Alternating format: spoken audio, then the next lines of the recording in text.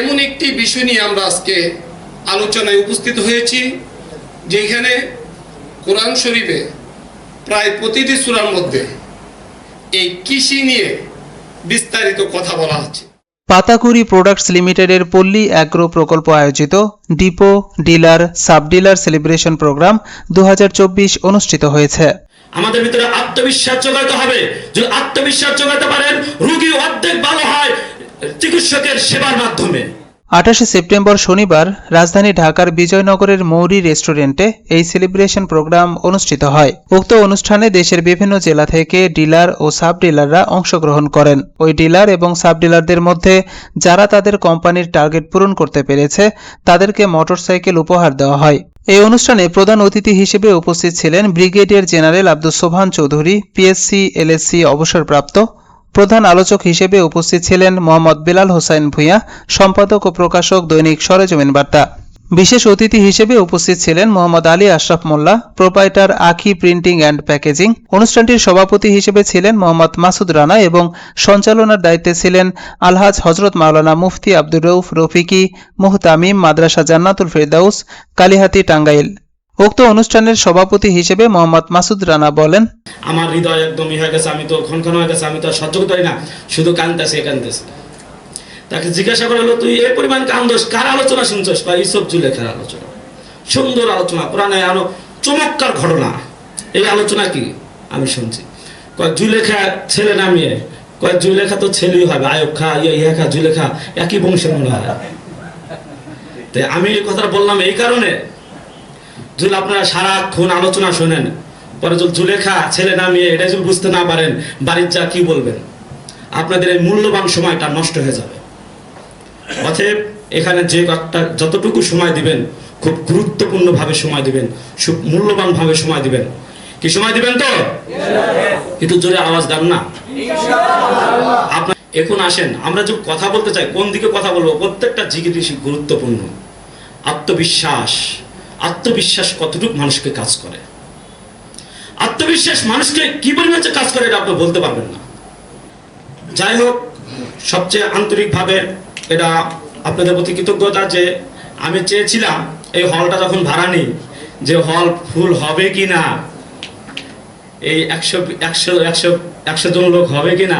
এখানে আসার পরে আমার স্যারও বলছিল যে মাসুদ, জীবনে কোনোদিন এই হল পূরণ করতে পারি নাই, যত লোক দাওয়াত দিচ্ছে তার 50 আসে না। আমি বলছি স্যার বৃষ্টি হয়েছে যে কারণে একটু সময় লেগেছে, কিন্তু আমার সাথে যতজন লোক জবান দিয়েছে প্রত্যেকটা লোক আসবে।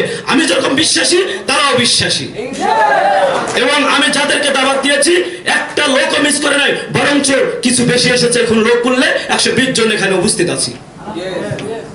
তার মানে আমরা পজিটিভের দিকে আছি। আমরা কিসের দিকে আছি? পজিটিভের দিকে আছি। ইনশাআল্লাহ আমরা সর্বসময় পজিটিভ থাকবো। প্রধান আলোচক হিসেবে মোহাম্মদ বেলাল হোসেন ভূঁইয়া বলেন, এই কৃষি পণ্য নিয়ে বিস্তারিত আলোচনা। সূরা ওয়াকিয়া, বিসমিল্লাহির রহমানির রহিম, 63 এবং 64 নম্বর আয়াত।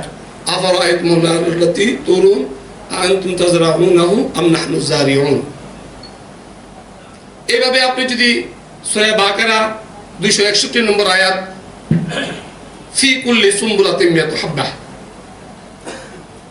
আল্লাহ তাআলা এখানে মানুষের যে যা দিবেন, প্রতিদান দিবেন, ওইখানেও কৃষির মধ্যে একজন বলতেন যে কিভাবে যাটা হয়।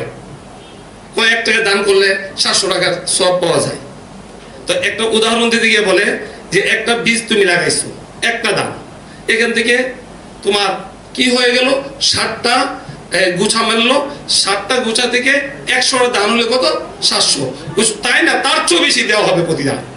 এইখানেও কৃষি কথা বলা হয়েছে। তো আজকে এই মানুষকে আমাদেরকে সৃষ্টি করেছেন আর রহমান, আল্লামাল কুরআন, খলাকাল ইনসান, আল্লামাহুল বায়ান। দেখেন এই সূরা ওয়াকিয়াতে বলা হয়েছে, এই আমরা যে এই ধান লাগাই, এই মাছ চাষ করি, এগুলোকে আমরাই বড় করি না আল্লাহ পাক রব্বুল আলামিন এর মধ্যে দেন? তখন বলে ফাবিআই আলা রাব্বিকুমা তুকাযিবান। প্রধান অতিথি হিসেবে ব্রিগেডিয়ার জেনারেল আব্দুস সোবহান চৌধুরী বলেন, যেমন আত্মবিশ্বাস, চার্জ, জ্ঞান সবগুলি আপনারা শুনেছেন, এবং এই আত্মবিশ্বাস সম্পর্কে যদি আমরা বলি, তাহলে আপনারা আপনাদের সামনেই দেখেছেন এই মাত্র জাস্ট যে বক্তৃতা দিয়ে গেল আমাদের এই পাদাকুড়ির ব্যবস্থাপনা পরিচালক মিস্টার মাসুদ, সেই হলো একমাত্র জীবন্ত উদাহরণ একটা আত্মবিশ্বাসকারী মানুষের।